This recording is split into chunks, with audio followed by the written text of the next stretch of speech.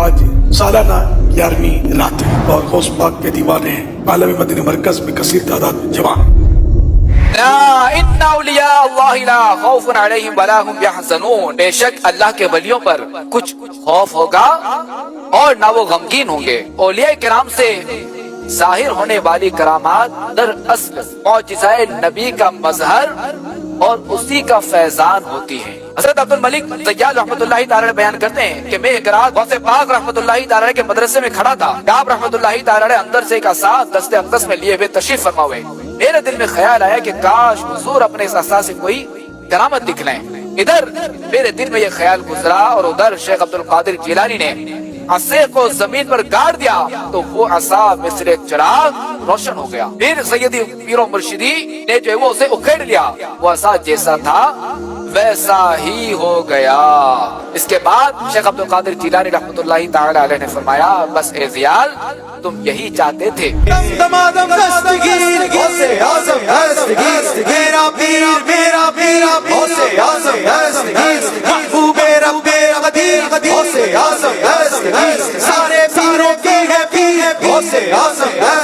چودہ سو 45 ہجری کے ماہ عبد القادر ماہ فاخر یعنی ربیع الاخر کی سالانہ 11ویں رات بڑے پیر صاحب کی آج سالانہ 11ویں شریف ہے الحمدللہ، اور عالمی مدنی مرکز میں بے شمار عاشقان غوث اعظم ملک و بیرون ملک سے یہاں تشریف لائے ہیں اور عظیم الشان 11ویں شریف کا اجتماع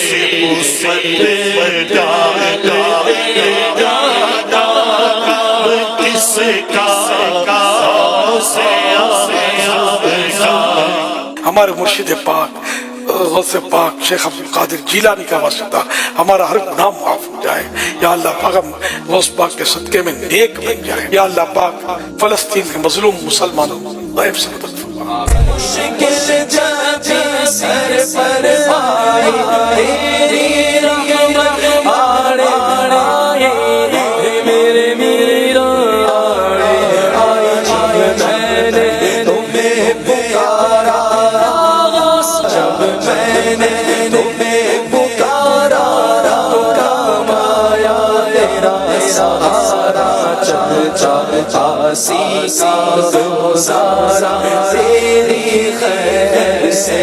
کم از کم اس دعوت حق کی برکت سے یہ چیز تو پبلک کے سامنے آئی ہے نا کہ سچائی کیا ہے۔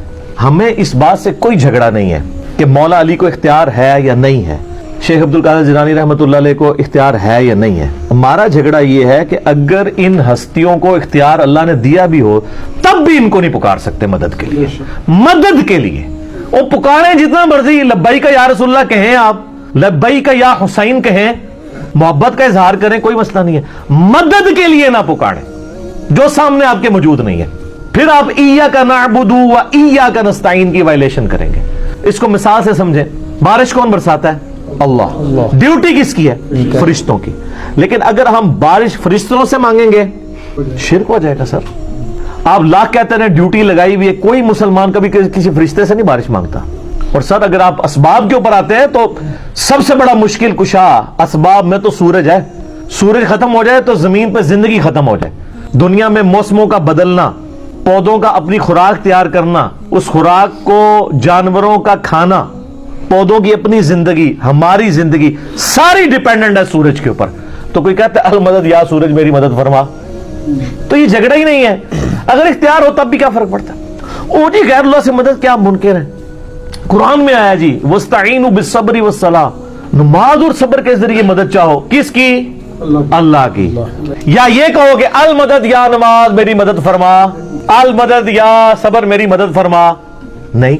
اسی آیت کے اندر آگے جا کے آتا ہے، اسی آیت میں ان اللہ مع الصابرین، بے شک اللہ تعالیٰ صبر کرنے والوں کے ساتھ ہے۔ تو صبر اور نماز کے ذریعے بھی اللہ کی مدد مانگنی ہے۔ ظاہری اسباب آپ اختیار کریں، یہ بیٹھے میں ان کو کہتا ہوں مجھے پانی پلا دے، ٹھیک ہے، ظاہری سبب ہے، قرآن میں حکم ہے وَتَعَاوَنُوا عَلَى الْبِرِّ وَالتَّقْوَى وَلَا تَعَاوَنُوا عَلَى الْإِثْمِ وَالْعُدْوَانِ، نیکی اور پرہیزگاری کے کاموں میں ایک دوسرے کی مدد کرو، برائی میں الگ رہو۔ ظاہری اسباب تو حکم ہے ہم اس کے اوپر کہ اس کو اڈاپٹ کرنا ہے، لیکن یہی بندہ سامنے موجود نہ ہو یہ بغداد میں ہو، وہاں بھی قبر کے اندر ہو، اور میں کہوں جی مجھے پانی پلا دو، تو اب وہی بات وہی جملہ صرف فریم آف ریفرنس بدلنے سے ایاک نستعین کی وائلیشن ہو جائے گی۔ یہ پروٹوکول اللہ ہی کا ہے کہ آپ دعا میں صرف اللہ ہی کو پکار سکتے ہیں، اللہ کے سوا کسی کو نہیں پکار سکتے۔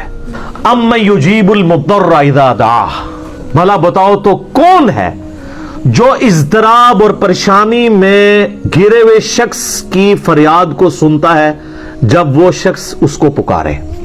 وَيَكْشِفُ السُّوءَ، اور وہ اس سے برائی دور کر دیتا ہے۔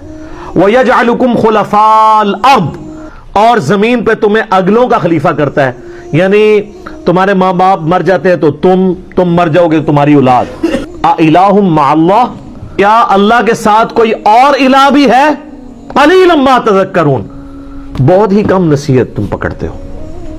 تو میں نے کہا یہاں پہ اللہ طرف مارا ہے اللہ کے ساتھ کوئی اور الہ ہے جو مصیبت اور پریشانی میں گھرے ہوئے شخص کی فریاد کو سنے، تو اٹ مینز کہ جس شخص کو بھی آپ مشکل کے لیے غائب میں مدد میں دعا کے طور پر پکار رہے ہیں، گویا آپ اسے الہ مان رہے ہیں۔ ویسے پکارنے کا کوئی جھگڑا نہیں ہے، یہ خام خواہ وہ بیچ میں یا رسول اللہ کو لے آتے ہیں، ہم تو لبیک کا یا رسول اللہ آج کی ڈیٹ میں بھی قائل ہے، المدد نہ کہیں، یہ واضح چیز ہے۔ سر یہ ایک آیت اتنی بھاری ہے، اکثر آپ کو کہتے ہیں نا قرآن میں یہ بتائیں کہ یا علی مدد نہیں کہنا چاہیے، سر یہ ہے، یا شیخ عبد القادر جیلانی مدد نہیں کہنا چاہیے، سر یہ ہے۔ اور کس طریقے سے آپ کو سمجھایا جائے؟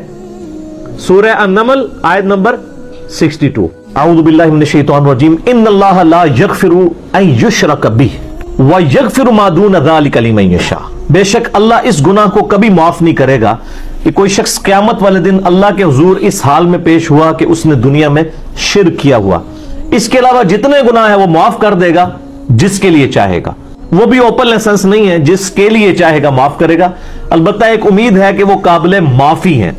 وَمَن يُشْرِكْ بِاللَّهِ فَقَدْ ضَلَّ ضَلَالًا بَعِيدًا، جو شرک میں مبتلا ہوا وہ گمراہی میں دور جا پڑا۔ اچھا دنیا کے اندر یہ شرک معاف ہو جائے گا، سورۃ الفرقان کی آیت نمبر 70 میں آیا ہے کہ جو دنیا میں شرک سے توبہ کر لے گا ہم اس کے گناہوں کو بھی نیکیوں سے بدل دیں گے، یہ یعنی اللہ کی رحمت کا غلبہ ہے۔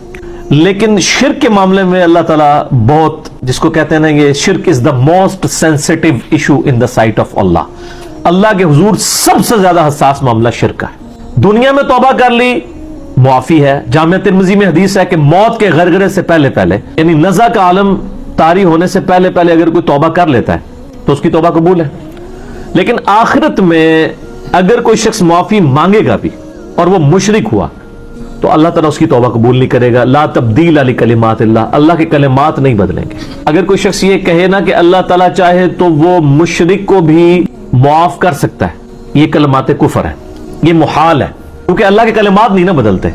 اگر وہ معاف کر دے گا تو قرآن پاک میں کیا ہے کہ شرک معاف نہیں ہوگا، تو یہ کنٹراڈکشن آ جائے گا دونوں باتوں میں۔ یہ بہت خطرناک معاملہ ہے جی، کہ کوئی زیادہ سے زیادہ 60 سال 100 سال کی زندگی ویل کر لے گا۔ اب انصاف کا تقاضا دنیاوی اعتبار سے تو یہی بنتا ہے کہ اگر کسی نے 100 سال شرک کیا ہے تو 100 سال اسے دوزخ میں جلایا جائے، اس کے بعد چھوڑ دیا جائے، لیکن اللہ تعالیٰ فرما رہا ہے کہ میں معافی نہیں کروں گا اور ہمیشہ کے لیے دوزخ میں پھینک دوں گا۔ والعیاذ باللہ تعالی۔ اللہم اجرنا من النار، اللہم اجرنا من النار، اللہم اجرنا من النار۔ یقیناً اللہ کا ظرف بہت بڑا ہے، لیکن یہ جرم بہت بڑا ہے اصل میں۔ اس جرم کا کم از کم عذاب یہی ہونا چاہیے کہ ہمیشہ کی دوزخ۔